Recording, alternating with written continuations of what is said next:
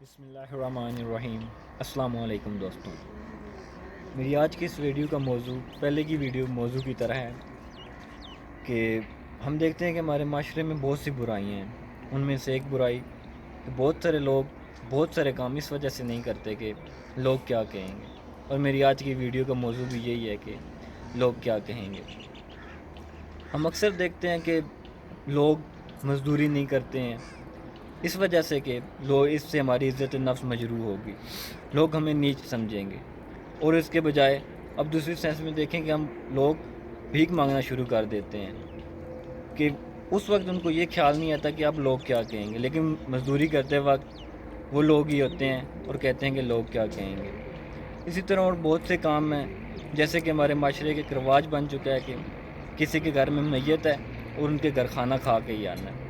وہ لوگ پہلے بہت زیادہ پریشان ہوتے ہیں، ان کا عزیز اس دنیا سے انتقال کر چکا ہے اور باہر بیٹھے مہمان اس انتظار میں کہ کب دفن کرے اور کھانا ملے۔ ان کو پہلے بہت پریشانی ہے، وہ اس پریشانی کے ساتھ ساتھ ان کو یہ پریشانی بھی ہوتی ہے کہ اب مہمانوں کو کسی ایک کو بھی کھانا نہ ملا تو ناراض ہو جائے گا۔ اب اس میں ان بیچاروں کا کوئی قصور نہیں ہے۔ یہ خیال ہم کو رکھنا چاہیے جو وہاں مہمان گئے ہیں، اس رسم کو ختم کرنا چاہیے۔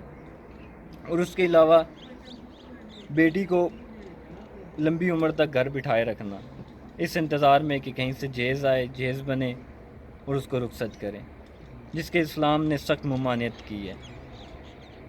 اسلام نے کہا ہے کہ بس میں یہ بھی نہیں کہتا، جیسے کہ اسلام نے کہا ہے کہ اتنا دے دو جتنی توفیق ہے، اگر نہیں ہے تو کوئی بات نہیں ہے، بیٹی کو اس کے جوان ہوتے ہی رخصت کر دو۔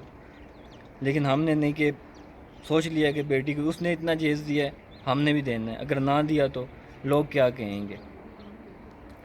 تو اس بات کا جواب یہی ہے کہ لوگ کچھ بھی نہیں کہیں گے۔ ہم جتنا کہتے ہیں کہ لوگ کہیں گے، لوگ اتنا نہیں کہتے ہیں کہ وہ اس طرح کرے گا، یہ اس طرح ہے۔ یہ تو صرف چند ایک مثالیں تھیں، اس طرح کی اور بھی بہت سی برائیاں ہیں ہمارے معاشرے میں۔ ہمیں ان برائیوں کو ختم کرنا ہے، ہمیں وہی کرنا چاہیے جو ہمیں اسلام کہتا ہے اور جو ہمارے دل کو اچھا لگے۔ اور میری ویڈیو اس بات پہ ختم ہوتی ہے۔ شکریہ۔